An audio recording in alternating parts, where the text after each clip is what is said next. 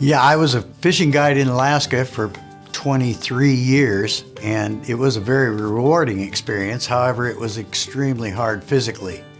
Well, I've always had quite a bit of knee pain, but gradually over time it got substantially worse to the point where I needed to do something about it. From being in the boat, I'm constantly bent over, hyperextending my knee, and my knee pain was to the point where I knew I had to have something done. About 5 years before I stopped guiding, it was to the point where I was needing to get injections in my knee before I went to Alaska, and it helped to get me through the season. But I consulted a physician, and he said, "Your knee's shot, you need to have it replaced." But until I was done working in Alaska, I really didn't have that option. So I tried some other things, and once I was done, then it was definitely time to get it fixed.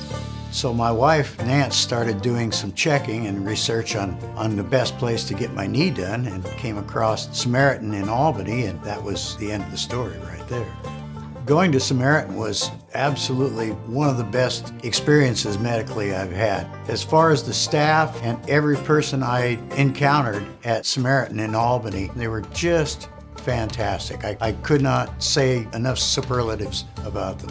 Well, the quality of my life has improved infinitely as just driving in the car. The way my knee laid against the console would cause me pain. I couldn't work in the yard. It was very painful to do firewood. And now I just go until I feel like stopping. And it's nice because nothing hurts. When you're in pain, you're just a grouchy old bear. But I'm still a grouchy old bear, but now I'm not in pain.